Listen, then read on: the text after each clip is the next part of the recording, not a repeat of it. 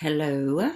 It is Fabian Williams, marriage and family therapist, on a somber day, and I was supposed to continue resourcing, but I thought it would be fitting to jump over to suicide. As many of you know, the day of this taping is the day that we found out that Twitch, the famous DJ from the Ellen Show and So You Think You Can Dance, and just the dancer, actor, just such a great spirited guy, chose suicide today.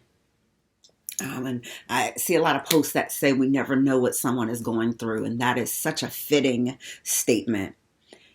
So I chose to take a left and go with suicide instead of resourcing, which resourcing is important because it keeps us from going down that dark tunnel. But I want to talk about suicide because sometimes we miss the warning signs. I would have never guessed, I am a therapist, and would have never guessed that Twitch was suffering with any level of depression, sadness, anything that would take him to this point. So with that, I compiled a list of warning signs and some things that we can look for when someone is potentially suicidal. And sometimes it comes without warning, but just in case you do see some warning signs, I'd love you to know what they are. I also want to arm you with things like the Resolve Network, WIPIC, which is Western Psychiatric, and I don't know what the rest stands for, but WPIC. These are important things in our area. And if you're not in this general vicinity, there's always a suicidal hotline or something that you can call. I also am a contractor with the CCC, which is the Christian Counselors Collaborative, cccpgh.org. Those are places that you can reach out to. And I want to share a little bit of self-disclosure in that I've never been suicidal. I always make the joke, this horrible joke for therapists, so just don't judge me, give me a little grace, that I would always be more homicidal than suicidal because I would never harm myself. However, after the death of my granddaughter, I found myself getting in the routine. We used to visit her every day after work. And so I got myself in the routine of going, packing my bag, running out the building, going to my car and going to see beautiful Brooklyn, who was just the light of my life, light of so many of our lives. And I remember after she passed, going back to work and running to my car, going back into routine, running to my car, getting ready to go see Brooklyn, packing it up, turning the car on and realizing there was no Brooklyn to go see. Me being, never being suicidal in any way, shape, or form, I just happened to be parked over a cliff at my job. And as it hit me that there was no more Brooklyn to see, something said, if you drive over this cliff, the pain will be gone.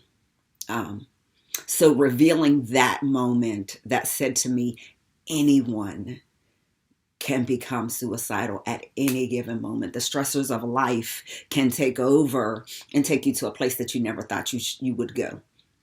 So I want to share some warning signs, whether they are for yourself or for someone else. I'd like you to be armed with these warning signs and know to step in, say something, do something. The first thing, talking about death or suicide more often. Some people joke about it. They talk about it flippantly. Someone who never talked about it before starts to talk about death. I wish I was dead. Oh, if I weren't here. Oh, if I were never born. You know, I don't want to commit suicide, but if I didn't wake up, I wouldn't be upset.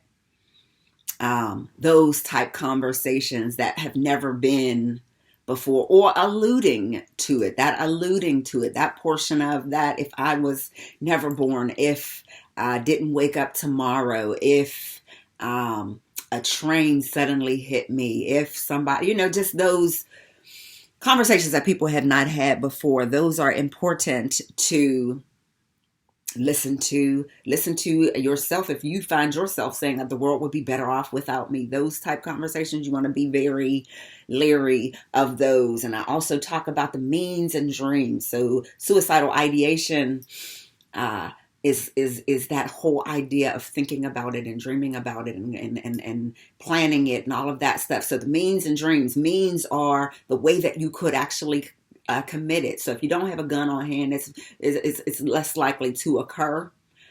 But if you have a gun on hand and you're having the dreams about it, these are dangerous scenarios. Take the gun to somebody's house, take the pills to somebody else, somebody that you can trust, or look out for your friends that have those means and dreams. Somebody who withdraws from you, withdraws from everything.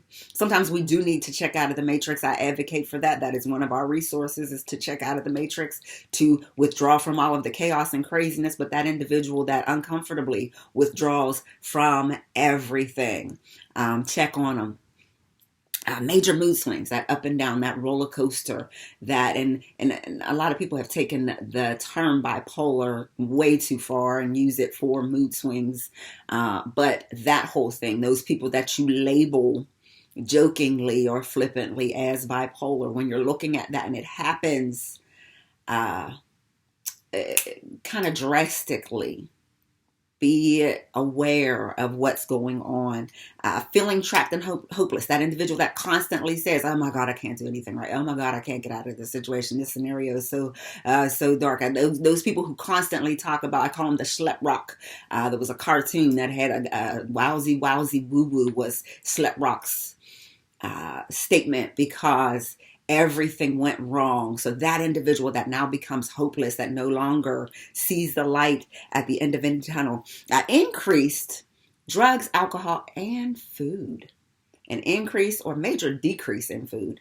Those are warning signs. If you are increasing drugs and alcohol, if you are numbing, if you are using those coping mechanisms to the extreme, yeah, these are warning signs. Sleeping, lifelessness. That whole sleeping for a day. If you can sleep 24 hours, not from exhaustion, but just sleeping 24 hours, or you just never want to get up.